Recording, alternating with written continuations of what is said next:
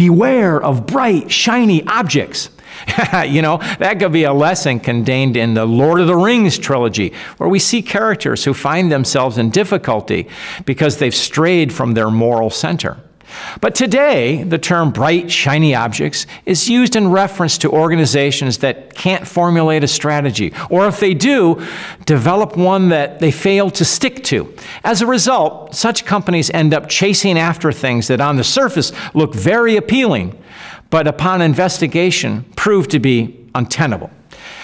Chasing bright, shiny objects is not innovation. It's the pursuit of the make-believe. Innovation, when it works, focuses on creative endeavors, on products or initiatives that have the potential to deliver value to customers. Bright, shiny objects do just the opposite. They waste time and energy and produce little in return. Toward this end, every manager needs to consider 3 questions when the next bright, shiny object is thrown their way. 1, how will customers benefit? Are customers interested in something new? Are they satisfied with what you deliver? Or does the new product compete with a competitor? What reasons are you giving them to switch to your new and unproven product? 2, can we afford to invest in it? Resources are finite. While there are limited funds for development, money's not the only concern. How much time will this product require? Who will head the effort? Who will supply the manpower? And ultimately, who will pay for it?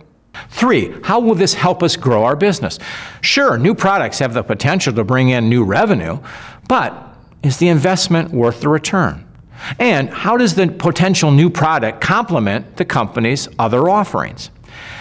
Answers to these questions challenge the manager and his team to consider practicality. The answers may prove that the bright, shiny object is not worth it at all. And if the manager can point this out to his boss, that's a good thing. Bright, shiny objects are distractors. As such, they belong in the realm of fables, not in the corridors of management.